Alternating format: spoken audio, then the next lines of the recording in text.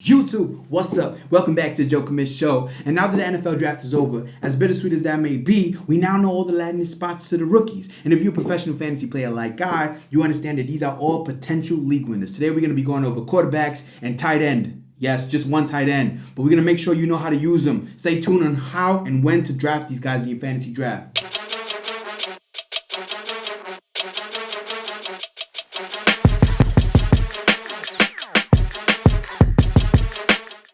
In most years, I'm not an advocate for rookie quarterbacks because in reality, they don't usually produce in year one. But as of late, from Baker Mayfield to Joe Burrow to Justin Herbert lighting the world on fire, if you were against rookie quarterbacks, you likely missed out on a shitload of fantasy points. And given this year's great crop of talent coming in, there are guys in this year's draft you got to keep an eye on. Never seen a more athletic group of quarterbacks. All right, so the first quarterback that I'm telling you need to keep an eye on, if not stash, is not Trevor Lawrence. It's actually Justin Fields.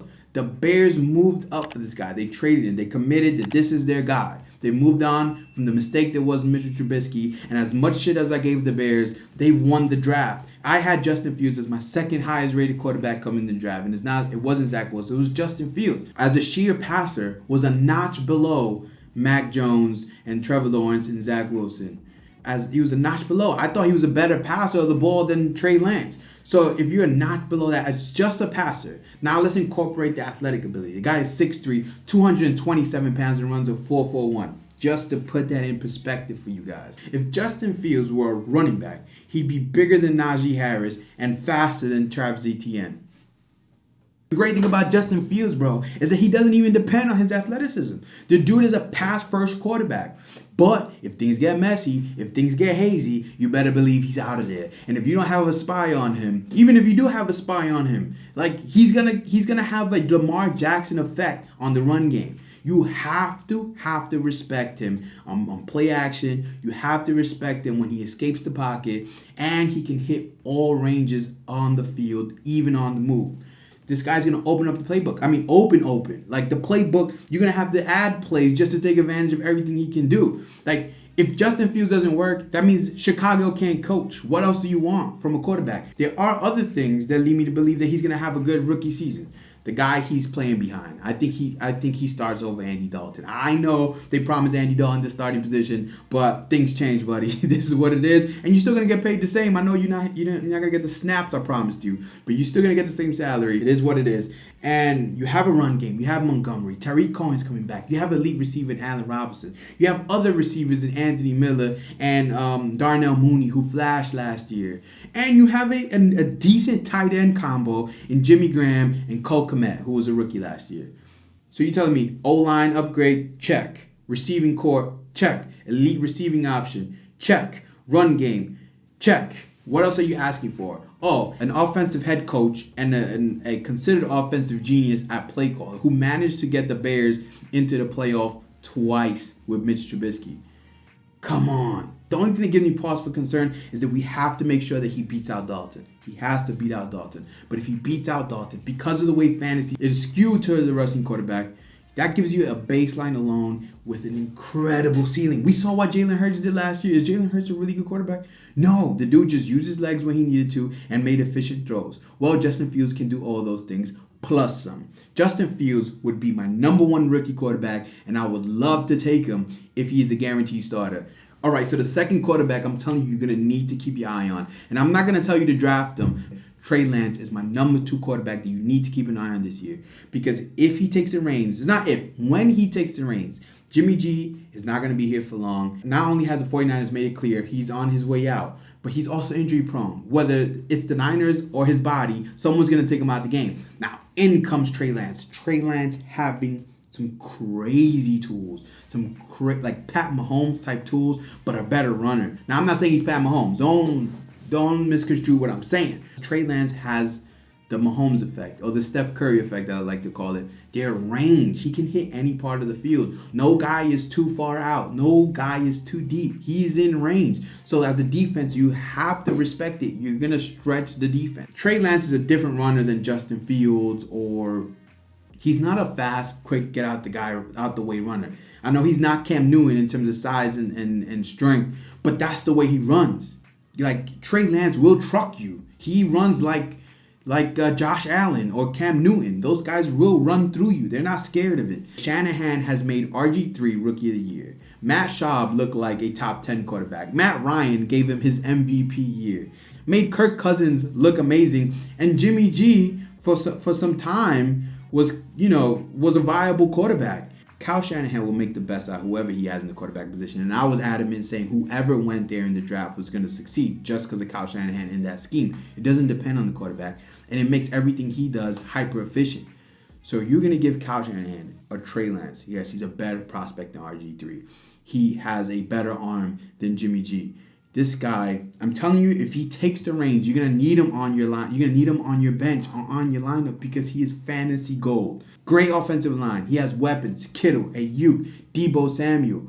He has probably a top 3 offensive line in the NFL. The stress that Kyle Shanahan's system puts on defense is so much laterally.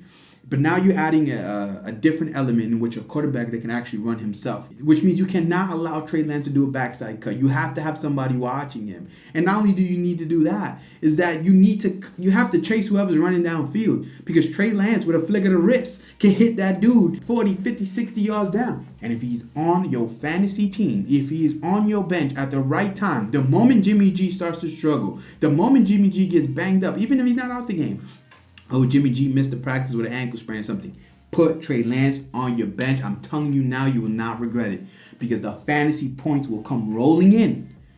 They will come rolling in, and you want to be part of that wave before he becomes expensive and everybody's fighting for him on the waiver wire. All right, so number 3, you can't rule out Trevor Lawrence. So the reason I have him number 3 and not number 1, I know he's the number 1 overall pick, he is a wait and see. Just because Urban Meyer's coming from college, I don't know what the offense is going to look like. I'm not a huge fan of that receiving core. I don't think it's weak by any stretch of the means, but I'm not a huge fan of the receiving core. It seems like they're going to run the ball a lot. It seems like but I do think he's going to use Trevor Lawrence's legs. I would keep an eye on him. If you see he starts to get hot game 1, believe the hype. When it comes to Trevor Lawrence, believe the hype.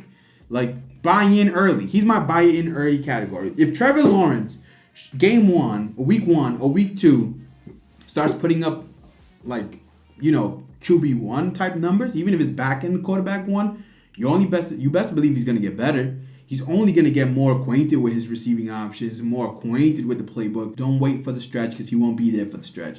Buy in early because he is a prodigy. He's been that since high school. He's been a prodigy. So to expect that he's not an anomaly, I'd rather bet that he is. And if he's not, you drop him. But I'd rather bank that he is an anomaly because he's been that since high school. Now, moving on to the tight ends.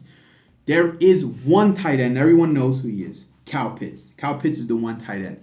Now, I never tell anyone, and I don't practice this myself, I don't draft rookie tight ends. There's 2 things I want to make you aware when it comes to drafting Kyle Pitts. Kyle Pitts is a generational tight end.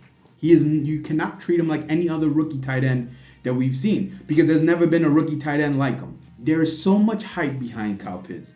I don't want you to get overexcited. So, I want to teach you on how to draft Kyle Pitts. I want to teach you how to do this.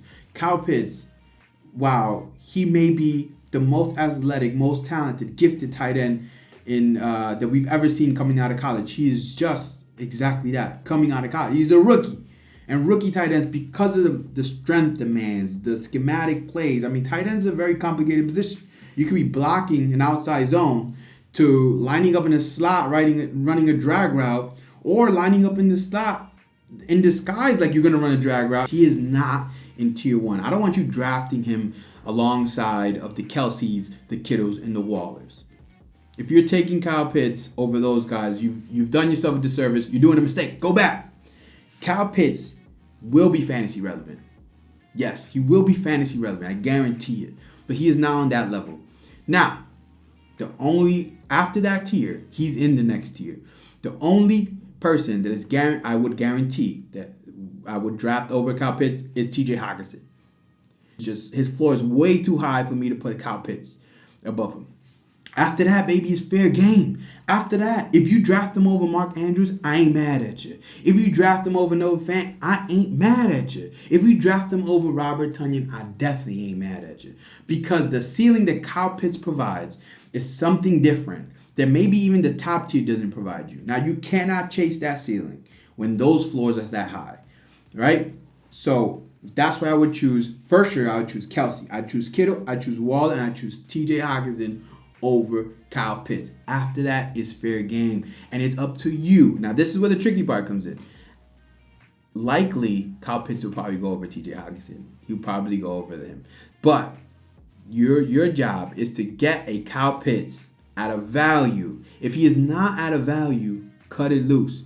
And that's the problem with Kyle Pitts. There's too much hype around him. And I'm scared that he's going to go way too high. But I also don't want you to be a traditionalist and be like, I don't draft rookie tight ends. And if he's on the board at a good round, scoop him, man. Take him, because he is just different. And Atlanta's not using their 4th overall pick on a Kyle Pitts if they're not planning to feature a Kyle Pitts. So yes, Kyle Pitts will be fantasy viable. It just depends at what price. At what price you're willing to pay. All that being said, I've covered the quarterbacks and I've covered the tight end you need to keep an eye on going into your fantasy drafts. Or at least watch how they moving up and down the ADP. There is a trick to rookies. The point of having a rookie on your fantasy team is that you acquired a cheap asset that has a high ceiling or has the ability to win you your league. Thank you for watching to the end. I appreciate you, especially the part where you hit that like button and you hit that subscribe button and you hit the little bell thing that goes right next to it, because that and that helps the algorithm. That helps me, helps you. Come on, man. See you later.